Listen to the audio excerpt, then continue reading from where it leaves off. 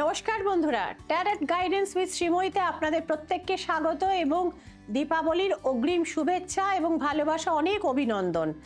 দীপাবলি এসে গেছে, আমাকে দেখেও আপনারা বুঝতে পারছেন যে দীপাবলি সমাগত। এই দীপাবলি ঘিরে আমাদের উচ্ছ্বাস, আমাদের আবেগ বহুকালের বহুদিনের পুরনো।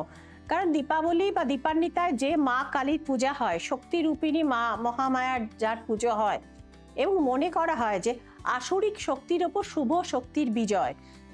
আমি মনে করি যে দীপাবলির এই অমাবস্যাটি অত্যন্ত পবিত্র এবং গুরুত্বপূর্ণ। শুধু এই অমাবস্যাটিই না, এর আগে আরও দুটি অমাবস্যার কথা আমি বহুদিন উল্লেখ করেছি, যেটিকে আমি তিনটি পত্র বিশিষ্ট বেলপাতার সাথে তুলনা করি, যেটি হচ্ছে ভাদ্র মাসে কৌশিকী অমাবস্যা, মাঝখানে হচ্ছে মহালয়া এবং শেষে হচ্ছে দীপাবলি। বহু মানুষের কঠিন এবং জটিল সমস্যার সমাধান কিন্তু এই দীপাবলির অমাবস্যায় হয়ে থাকে। তো সেক্ষেত্রে মানুষের যেরকম বাস্তুদোষ কাটে, যেরকম গ্রহ শান্তি হয়, তেমনি কিন্তু মানুষের জীবন যাতে সমৃদ্ধ হয়, সে যাতে শত্রু বিজয় করে তার জীবনের স্থায়ী সুস্থিতি, শান্তি, পারিবারিক সম্পদের রক্ষণাবেক্ষণ করে, তার জন্যও কিন্তু এই দিন মহানিশায় মা কালিকার পুজো হয়।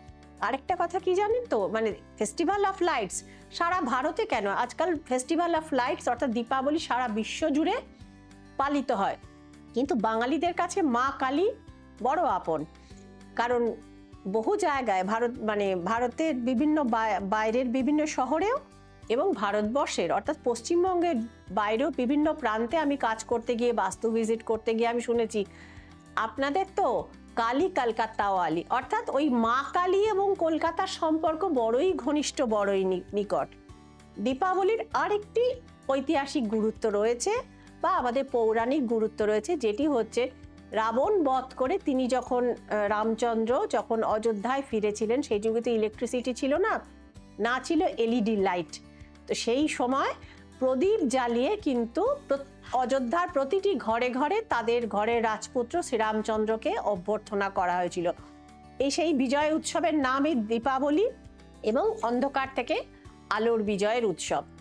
তো এই তিথিতে যা যা ক্রিয়াকর্ম করা হয়, বেসিক্যালি তন্ত্র ক্রিয়া করা হয় এবং শক্তিশালী ক্রিয়াগুলো করা হয়। কি কি ক্রিয়া করা হয় সেটা আমি আগেও বললাম।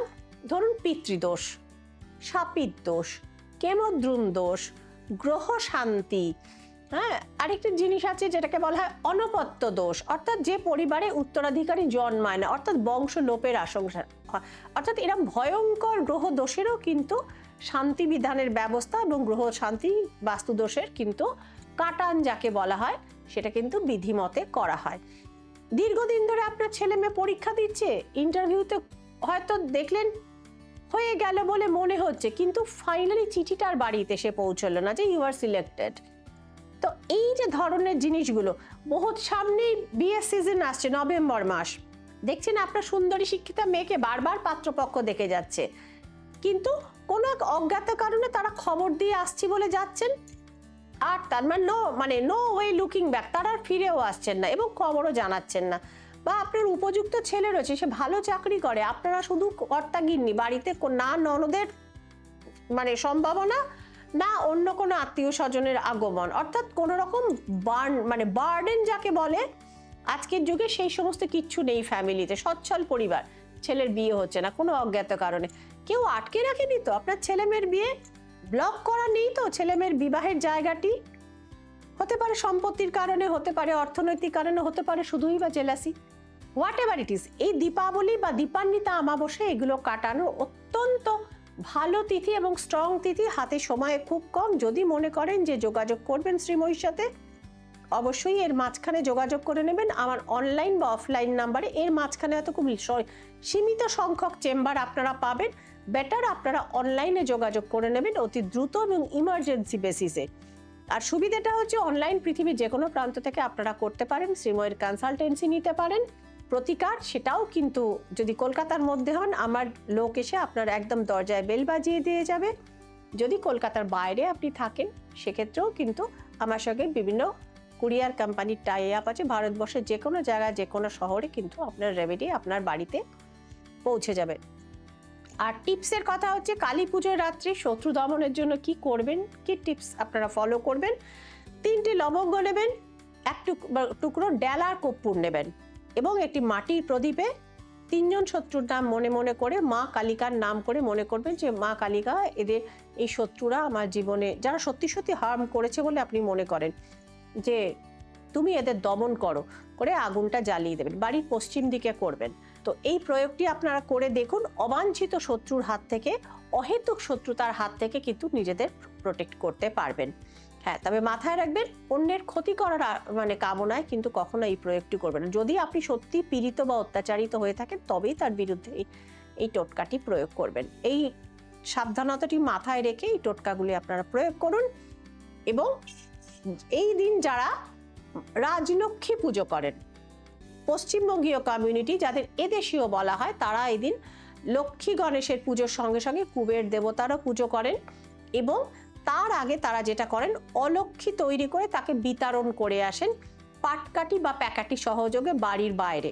তো সুতরাং অলক্ষ্মী বিতরণ করে লক্ষ্মী পুজোর পদ্ধতিও কিন্তু পশ্চিমবঙ্গীয়দের কিছু কিছু ঘরে কিন্তু রয়েছে। যাদের যেটা নিয়ম তারা সেটাই করবেন। খাওয়া দাওয়া সম্পর্কে অনেকে আমাকে জিজ্ঞেস করেন যে শ্রীময়ী কালী পুজোর দিন কি খাবো। যাদের বাড়িতে বলি টলি আছে তারা মানে মৎস্যাহার করতে পারেন, যেরকম পারিবারিক প্রথা। অন্যথায় নিরামিষ ভোজনই কিন্তু শ্রেয়। যারা নর্মাল কালী পুজোর উপোস করেন, মাথায় রাখবেন কালী পুজোর উপোস কিন্তু খুব শক্ত উপোস, খুব কঠিন উপোস। যদি মনে করেন আপনার শরীর স্বাস্থ্যে নির্জলা উপোস পারমিট করবে, তবেই কিন্তু উপোসটি করবেন। আদারওয়াইজ চা জল এটা কিন্তু খাওয়া অ্যালাউড। সেক্ষেত্রে মন শুদ্ধ থাকলে, মন পবিত্র থাকলে ভক্তি সহযোগে মায়ের আরাধনা করবেন। পৃথিবীতে কোনো শক্তি, কোনো মা কিন্তু কখনো বলেননি যে তুমি শরীরকে কষ্ট দিয়ে নির্জলা উপোস করে অসুস্থ হয়ে তুমি আমার পুজোতে যোগদান করো। তো এটি আমার একেবারেই মানে নিজস্ব বিশ্বাস। আপনারা যারা আমার অনুরাগী, যারা ফলোয়ার, যারা আমার কথা অনুযায়ী চলেন এবং নিজেদের উপকারটাতে হয় বলে মনে করেন, তারা এভাবেই করতে পারেন। আমি মনে করি ভক্তি এবং শুদ্ধ মনই পুজোর বিশেষ উপকরণ।